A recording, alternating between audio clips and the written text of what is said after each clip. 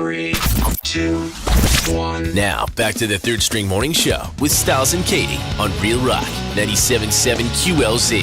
He's a horror icon, a legend, if you will. The man behind the mask of Jason. In fact, he's played the character 6 times on film. Also a part of the brand new Friday the 13th video game. We'll get into that just a little bit. But Kane Hodder joining us this morning. And Kane, we want to start off with your brand new movie that you got coming out called Death House. Do we have a release date for this movie yet? I don't think so. Not that I've heard. I mean, I could be wrong about that, but Okay. I have not been told of one yet. And, you know, I was sitting here, and when I first heard about this movie, and I've seen interviews where you talk about this, they were coming out saying it's going to be like the Expendables of horror, but you say that's a little misleading. Well, I don't think it should be called that, because if I was a horror fan and going to see the movie, I would expect to see all of these people throughout the film, basically, kind of like the Expendables. And so many of the people in the film have smaller roles that are not in very much, which is great. I love it because it's all of us together, which has never really happened. But I just don't want people to get upset because some of the characters that they may be going to see aren't in the movie as much as they might think. So is it more like a lot of cameos? It is. Okay. It is. I mean, my particular role is not a cameo, which is great. Barbara Crampton, Dee Wallace, you know, those are more of the more substantial ones, but a lot of the roles are And just cameos, yes. Just based on the trailer, I mean, I watched the Red Band. This thing looks like it's going to be fantastic and even gory as all can be. Yes, it is. And I just think the director, Harrison Smith, did a great job editing, because, you know, when you're shooting something, you can never be sure how well it's going to turn out. Let's face it. It could be great subject matter, but in the editing process, things may be decided that weren't the best ideas and stuff like that. And even, for instance, like the first time I played Jason in Part 7, it was so cut, the violence was so completely cut out of it, that I was ultimately disappointed because there was so much good makeup effects and stuff, but just the timing of when that movie came out, they made them cut everything out for it to be an R rating. And nowadays, you know, you get an R rating with so much more violence in it. It's very arbitrary thinking, you know, it's just a matter of timing, really. How do you feel when you see things like that? When you've put so much effort into, I mean, just the amount of time that it takes to sit down and have the makeup done, and then the filming process day after day after day, and then see that much of the work taken out because of things like that. Like, well, we want to make sure that enough kids can see this.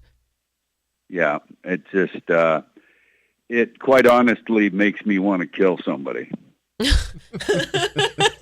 I Don't like laugh. that answer. Katie, don't laugh. What would you use I to don't kill like somebody? laughing. What kind of No, what? I'm kidding. So, What weapon would but you no, use? because, you know, you do go through a lot of time, and imagine how the makeup effects people feel in particular. They will come up with an amazing makeup effect for a death scene that they've worked on months before you even started shooting. And then during the shooting process, and then it's completely cut out. That has to be the worst for them. Bad enough for me that I, you know, performed the kill, but much worse for them that they put so much work into it and it doesn't even exist. Like, I don't know if you have ever seen Part 7, but there's a character where I grab his head outside a van and I crush it down to the size of a softball. And you barely see any of it. You see a little trickle of blood and then it cuts away. That effect was so incredible, and that was 1988. So back then, you know, makeup effects weren't what they are now, but it was such a great effect, and I was so disappointed that nobody got to see it. Talking with Kane Hodder, of course, you know him from the Friday the 13th series, talking with him about his new movie, Death House. You mentioned Friday the 13th. You are a part of the new video game that's coming out. And in fact, you did the motion capturing for Jason, the character. Correct. I was very, very happy and flattered that the producers of the game came to me, and actually at the very beginning, the game was called Summer Camp, and they said, we're going to have a character that, for all intents and purposes, is Jason at a summer camp, but we can't call it that because we don't have the license. So I was going to do the motion capture for that character. They got Tom Savini on board to help design the kills. They got Harry Manfredini, who has always done the music in the films. So they got us all together, and I think they very correctly assumed that if they approached Sean Cunningham with this kind of situation, that maybe they'd have a chance of the license. And Sean said he was impressed with their attitude toward the game. And then, having us attached, I guess, helped a little bit too. But Sean licensed it and now is also a part of it. So now it's officially Friday the 13th. And I just love the fact that I'm back playing Jason, basically. I mean, I am wearing spandex with sensors all over it, but once again, just like I always did with the character, regardless of the setting, I'm going to make him the same. So it's been great. We still have more to do this month, in fact, some more motion capture. So, I'm told like 10 or 11 more kills. Oh, wow. So that'll be good. I was going to say, what's the difference in playing in the video game, doing the motion capture, in comparison to actually filming for a Friday the 13th film? Yeah, like I said, basically the biggest being what I'm wearing, because I don't look like Jason at all. And if I have a weapon in my hand, it's got sensors on it, and it's not really a weapon. It's a piece of PVC or something. So it's quite different feeling, but I think I played the character enough to where I can get into character regardless of what I look like. And even just for fun, I wore the hockey mask in a couple of motion capture scenes just for my own benefit. So even though it doesn't show up, it's all motion capture. But, so it's different, but really not that much different because all the action is the same. I bring in 2 stunt people, a male and a female, and just abuse them and do all the kills. So it's been great. Kane Hodder on the phone with us talking about the Friday the 13th game. You're going back in, as you mentioned, to do a couple more kills. I've seen some dates and I've seen some rumors. Do we have a date for this game to come out yet, or are we kind of pushing it around and doing whatever with it?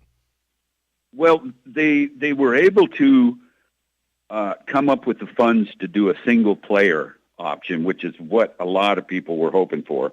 So that in itself is going to delay the release of the game a little bit, but it's all for the good. It's nothing else, nothing bad. It's just to make the game even better. And I'm told it'll still come out this year, so that's what I'm hopeful for. Very cool. Now, as speaking with Jason and what you're doing kill-wise with this game and what you've done as the character in the film, what would you say is your favorite kill so far that you've done as Jason? Well, there's no doubt what my favorite kill is, and because it's my favorite, it's also in the game now. It's when part 7, when I stuff a girl into her sleeping bag, drag her out to a tree, and slam her against a tree with the sleeping bag. I think that is such a creative, violent way of killing someone because you're killing someone with something that's not a weapon. Yeah. So pretty creative, and it had such an impact on the audience. When the movie first opened, opening night, it was Friday the 13th also. When that movie opened, I went to the big theater at the Chinese Theater in Hollywood, and the entire audience erupted when I hit her against the tree. So the effect was achieved. Awesome. Now, I mean, there's been so many talks about reboots and sequels with Friday. I know you haven't played Jason in a movie for a minute. Would you be willing to go back and don the mask one more time on film? Oh, I would in a second.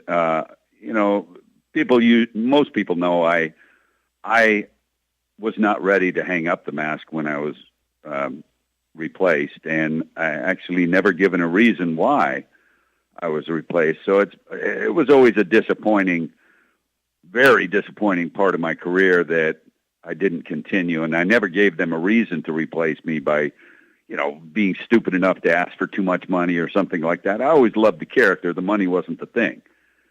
So the fact that the next movie, if they ever do one, would be the 13th, I would absolutely embrace the idea of coming back as Jason one more time. I can't imagine anybody else doing it correctly with.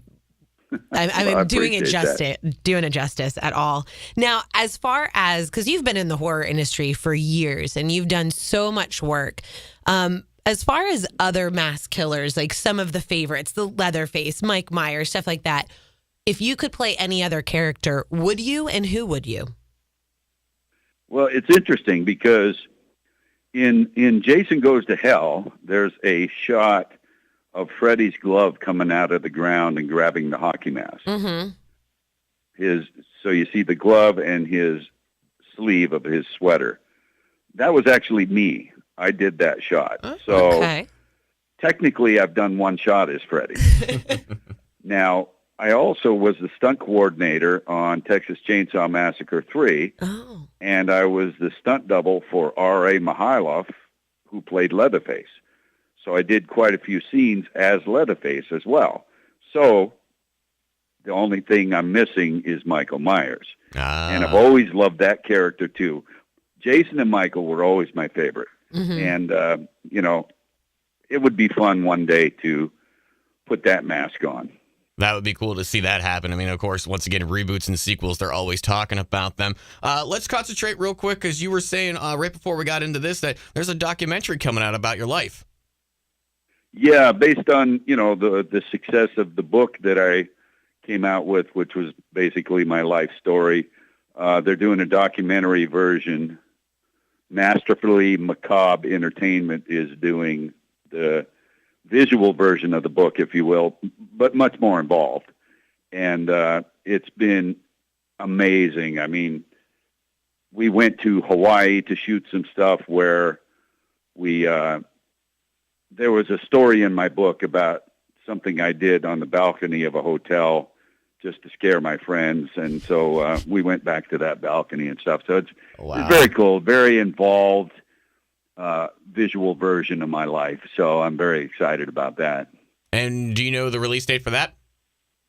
It is, from what I understand, it's about 90% completed. Awesome. They never really wanted to rush it because it's so hard to get some of the stuff that I wanted to be included in it. Like when I got burned, I went to a woman's house and waited for the ambulance to come, and then I left.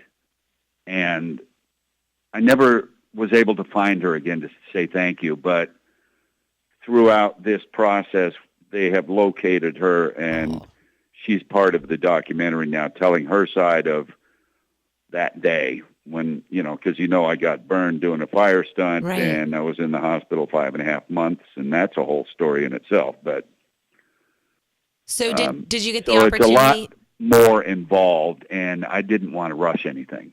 Awesome. Did you get the opportunity to actually say thank you? Yes, I did. And that was quite emotional, actually, because for the entire time, I got burned in 1977.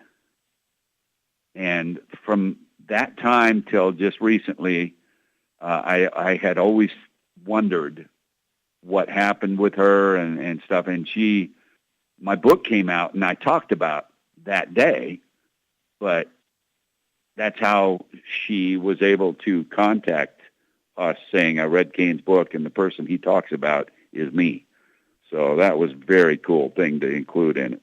That's so awesome. I'm glad you had the opportunity to speak with her and say thank you. I imagine that was a life-changing moment, obviously. So being able to say thank you to a person there that day, that's awesome. Yeah, it was great. Well, we are very much looking forward to the documentary. I cannot wait until Death House is released. I'm itching at my trigger fingers, ready for the game. So thank you so much for taking the time to speak with us today and talk about all of those. We're both super psyched. I appreciate the time, and good luck with everything there. And remember, watch your backs. Thanks so much, Kane. 97.7 QLZ.